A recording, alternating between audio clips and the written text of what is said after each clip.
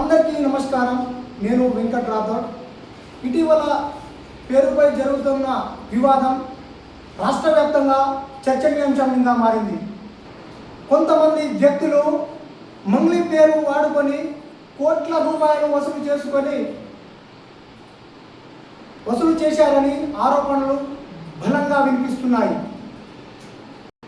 అయితే ఇక్కడ ఒక ముఖ్యమైన ప్రశ్న మీ ముందుకు వస్తుంది.